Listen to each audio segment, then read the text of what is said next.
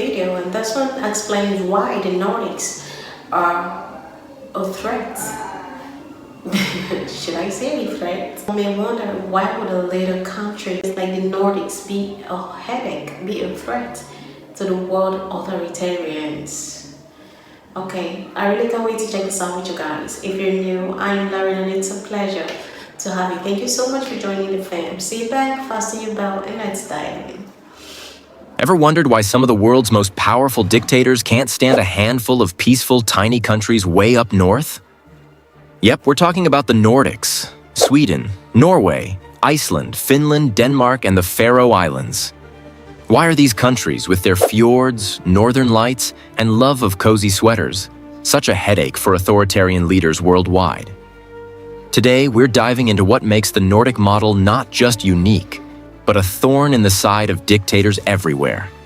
Stick around, because these countries are doing something right, and it's driving dictators crazy. So, what's the deal with the Nordic countries? They consistently top the charts for happiness, democracy, and economic strength. And when you're Vladimir Putin, Xi Jinping, or any other authoritarian leader, that's a pretty unsettling combination. It's not just that these countries have great quality of life. They're thriving on a whole different level. They're a beacon of democracy and freedom. Everything dictators fear. If you're into that kind of global underdog story, go ahead and smash that like button. Let's dig into what makes the Nordic model so inspiring and why dictators find it so, well, irritating. All right, so what's this Nordic model everyone's talking about? It's an unusual blend of a strong welfare state, a thriving market economy, and labor laws that actually work for people. Imagine if capitalism and socialism decided to become best friends. That's the Nordic model. It's why they're always scoring high on democracy, happiness, and education. These countries have insane levels of social mobility, meaning it doesn't matter where you come from, you can still succeed. In the Nordics, talent and determination really do open doors. Case in point, Norway's parliament president, Masud Gharahkhani, who moved there as a 5-year-old refugee from Iran, or Denmark's Minister for Children and Education, who's the son of an Ethiopian refugee. The message? In the Nordics, anyone can make it. And freedom? It's everything to the Nordics. Every country here ranks in the top 10 globally for personal freedom. They're all about respect, equality, and fairness. There's even a cultural concept called janteloven, which basically means no one's better, wiser, or stronger than anyone else. It's why Nordic people are famously direct. They respect people, not titles. It's also why their management structures are flat and everyone's treated equally. So if a Nordic person ever seems a bit blunt to you, it's probably just janteloven. Now imagine you're a dictator. You've built an empire based on control and fear. And then you look over at these small, peaceful countries who rank at the top of every success list. Your citizens start to wonder if maybe, just maybe, there's a better way to live. Take Vladimir Putin. He has a long history of threatening the Nordics, even rattling off nuclear threats just to look tough. But most of it's aimed at impressing his audience at home because Russia, let's say it's not exactly scoring well in happiness or freedom. Plus, over 100 Russian agents have recently been arrested across the Nordic countries, including one posing as a scientist in Tromsø, Norway. And what about Xi Jinping? He's got a special problem with the Nordics. China's tried influencing Nordic elections, breaking into their data, and even selling tech to spy on them. But the Nordics aren't playing along. They've banned companies like Huawei over security concerns. And just to up the ante, Sweden hosts Tibetan opposition leaders, and Norway keeps shining a light on human rights abuses with the Nobel Peace Prize. Most recently, honoring Chinese democracy advocates. Iran's not exactly thrilled with the Nordics either. Since the Iranian Revolution in 1979, the Nordic countries have been a safe haven for Iranians fleeing the regime. Take Norway's parliament president, who grew up there after his family fled Iran.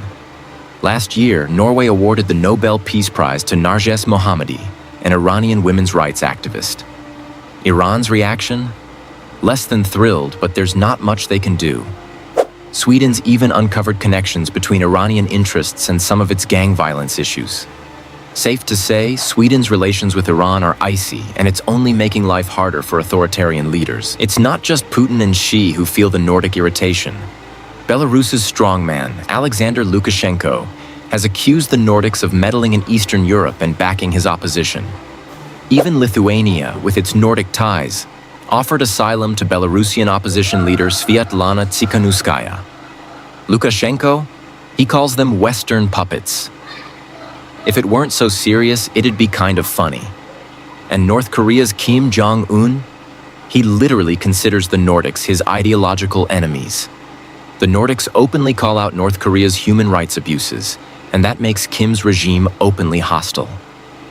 The truth is, the influence of these countries goes way beyond their borders, challenging authoritarian regimes around the world.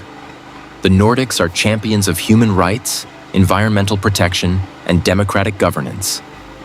At the UN, they're always pushing for policies that clash with authoritarian interests. And when it comes to foreign aid, the Nordics are some of the most generous countries on Earth. But here's the kicker. Their aid often comes with democratic values attached. That's another sore spot for authoritarian regimes who rely on control over their citizens. While China and Russia try to gain influence in regions like Africa and Asia, the Nordics support grassroots projects focused on communities, not governments. It's the kind of soft power dictators hate because it shows how much people can achieve with democracy, freedom, and equality. At the end of the day, the Nordics are a real-life example of what free, equal societies can achieve.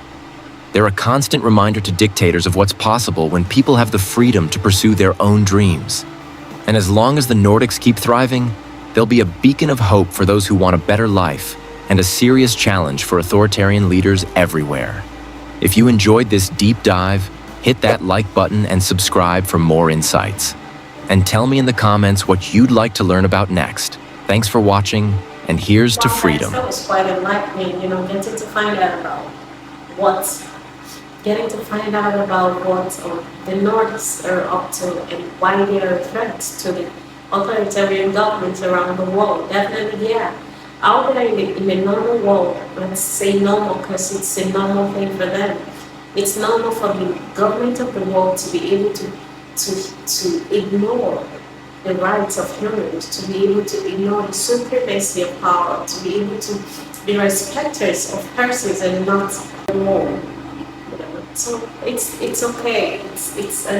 One thing about this life generally is when you take on the right track, there are a lot of challenges, and you become a challenge to everybody. You become a challenge in every aspect, and they do everything it takes to take it down. But one great thing about the Nordics, they are more than prepared. They are more than prepared for whatever the world will bring. They are great guys. It's really nice getting to find out more about this. And please do let me know more about this video right in the comment section. If there's something you feel it's not portrayed, please put it right there in the comment section. And I'll see you again in the next one. I'm Mayor Girl.